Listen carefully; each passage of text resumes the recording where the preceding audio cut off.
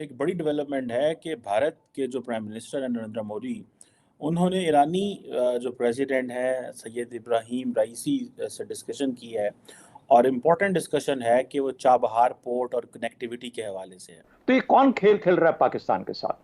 इतना घिनौना खेल है। तो अब आप इमेजिन कर सकते हैं कि पाकिस्तान ईरान का नेबर हो के कुछ नहीं कर सकता और इंडिया ईरान का नेबर नहीं है, लेकिन वहाँ से बैठ के बात कर रहे हैं कनेक्टिविटी की। तो ये साजिश दहाइयों पहले हुई। ये साजिश उस वक्त हुई जब हमने मजहबी शनाख्त और कौमी शनाख्त को इकट्ठा कर दिया कि मोदी साहब स्टाइल का लीडर हमें चाहिए जिसके अंदर नेशनलिज्म जो डिलीवर करे। यहाँ पर इंडियन लॉबी बहुत स्ट्रांग है और यहाँ पर इंडियन डायस्पोरा बहुत बड़ी तादाद में है और वो भी बहुत स्ट्रांग है। बहुत हाई प्रोफाइल्स यहाँ पर मौजूद हैं इंडियंस, बहुत अमीर रिच इंडियंस मौजूद हैं। बात कर रहे हैं चाबहार पोर्ट को हमने किस तरह एक्टिवेट करना है, ये इंडिया एंड ईरान प्लान कर रहे हैं। इंडिया के तिरंगे में कौन सी ऐसी जो स्ट्राइप है जो कहती है कि अच्छा ये मुसलमानों का रंग है?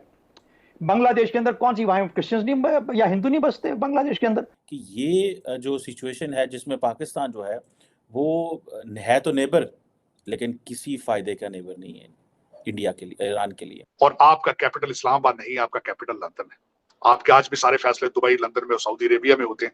दुख वाली बात है। अब मोदी साहब की स्पीच जो थी सुननी चाहिए। मैं समझता हूं कि पाकिस्तान में उसको बार बार एयर करना चाहिए था ताकि लोग देखें कि पड़ोस में क्या हो रहा है। जो लोग जिनके साथ हमारा डीएनए मिलता है, सदियों से हम इकट्ठे रह रहे थे, हमारा माइंडसेट, हमारे टेस्ट, हमारी सोचें, हर चीज है, लेकिन तरक्की अलग अलग है, नेशनलिज्म अलग अलग है। दोस्तों, जैसा कि आपने क्लिप में देखा कि पाकिस्तानी मीडिया ये चर्चा कर रहा है कि ईरान के साथ हमारे संबंध अच्छे ही होने वाले थे, लेकिन मोदी जी ने ईरान को एक फोन कॉल किया और हमारे सारे किए कराए पर पानी फिर गया।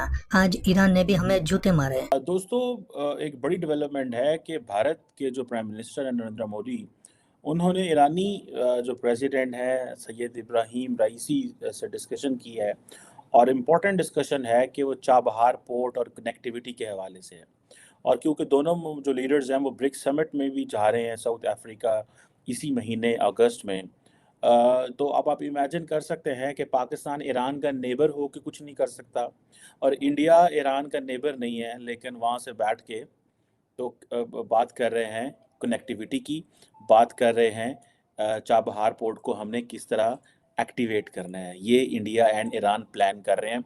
और मैंने आपको पहले भी कई दफ़ा इस हवाले से बात की होगी आपसे कि ये जो सिचुएशन है जिसमें पाकिस्तान जो है वो है तो नेबर, लेकिन किसी फ़ायदे का नेबर नहीं है इंडिया के लिए, ईरान के लिए। उधर आज एक बहुत बड़ी डेवलपमेंट है और वो ये है कि ईरानी जो फॉरेन मिनिस्टर हैं आमिर अब्दुल्लाहिन जो हैं, उनकी सऊदी क्राउन प्रिंस मोहम्मद बिन सलमान से मुलाकात हुई है। ये ऑप्टिक्स आपकी सोच से ज़्यादा इम्पोर्टेंट है। हमने पूरी ज़िंदगी ये मंजन बेचा कि जी वो हम ईरान से जो है वो गैस नहीं ले सकते, फ़लाँ मुल्क से हम कारोबार नहीं कर सकते, ईरान के साथ हम इंगेज नहीं हो सकते, कारोबार नहीं हो सकते और हम वहाँ से ये तेल नहीं ले सकते because of all that thing.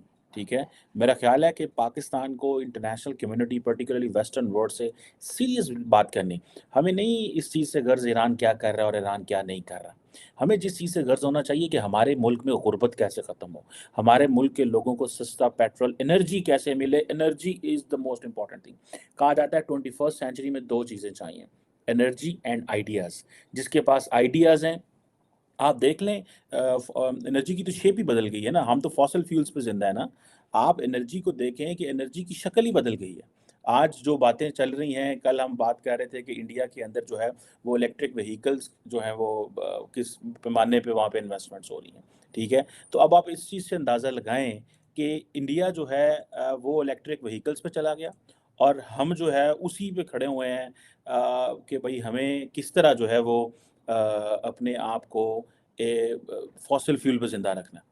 और हमने फॉसिल फ्यूल पे इसलिए ज़िंदा रखना है बिकॉज़ हमें इस चीज़ का पता है कि साड़ी दाल नहीं गलनी। हमने असां उत्थे ही परत-परत पहुँचाऊँ हमें जो है वो कभी हमारे यहाँ पे जो लोग हैं जो लोग पाकिस्तान को नहीं चाहते कि हमें सस्ता तेल मिले, वो लोग जो पाकिस्तान में नहीं चाहते जो रीन्यूएबल एनर्जी में हम कन्वर्ट करें, वो लॉबीज़ हैं पाकिस्तान के अंदर।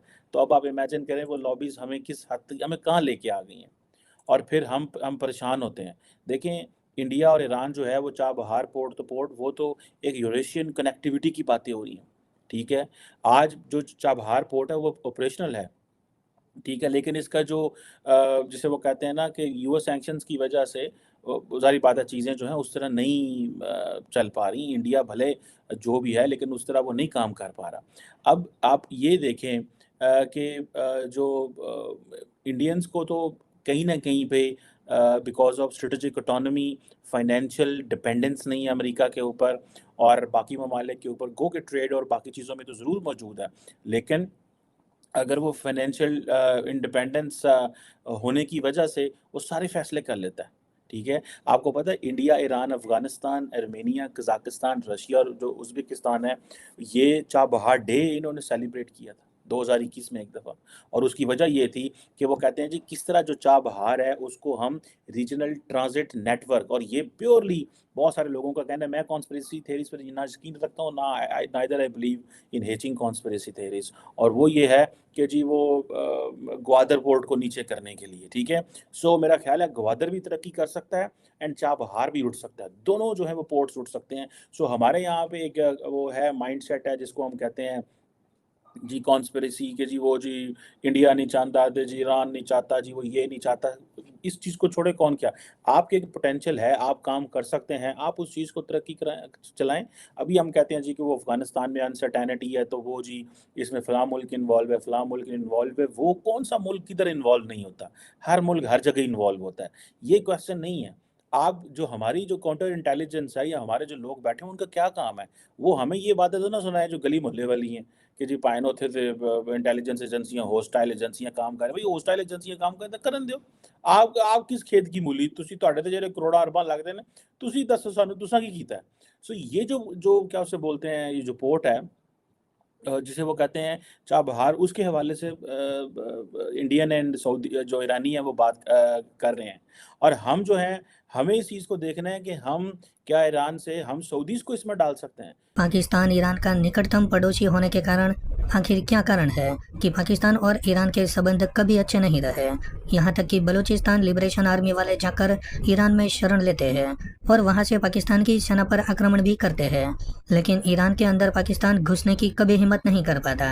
एक कारण तो ये है कि ईरान शिया मुस्लिम का देश है, वहीं पाकिस्तान सुन्नी मुस्लिम का देश है, इसलिए दोनों देशों के बीच कभी नहीं बनी। वहीं पिछले कुछ सालों से सऊदी अरब और यूएई ने भी ईरान के साथ अपने संबंध मजबूत कर दिए हैं। एक तरफ पाकिस्तान ने रशिया से डिस्काउंट रेट पर तेल मंगाया, लेकिन रशिया ने बड़ी चालाकी से कच्चा तेल पाकिस्तान को भेज दिया, जिसके कारण पाकिस्तान को बहुत बड़ा नुकसान उठाना पड़ा। अब पाकिस्तान चाहता है कि वो अपने पड़ोसी देश ईरान के वहां से तेल और नेचुरल गैस खरीदे।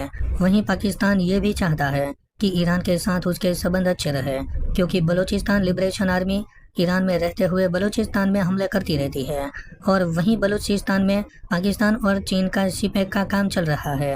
इसीलिए पाकिस्तान चाहता है कि ईरान के साथ उसके संबंध ठीक हो जाए, क्योंकि जब तक बलूचिस्तान लिबरेशन आर्मी वाले रुकेंगे नहीं तब तक शिपैक कभी पूरा नहीं कर पाएंगे और पाकिस्तान की बदहाली में कर्जा और बढ़ता रहेगा। यही कारण है कि पाकिस्तान ईरान के कदमों में पड़ा है। लेकिन मोदी जी ने एक कॉल किया और पाकिस्तान का किया खराया गुड़ गोबर कर दिया। पाकिस्तान ने भारत के साथ दुश्मनी और आतंक किया, उसका फल भुगतने का टाइम अब आ चुका है। तो दोस्तों आपको ये वीडियो कैसी लगी हमें कमेंट करके जरूर बताइए। वीडियो पसंद आया हो तो वीडियो को लाइक करके हमारे चैनल को सब्सक्राइब जरूर से कर ले।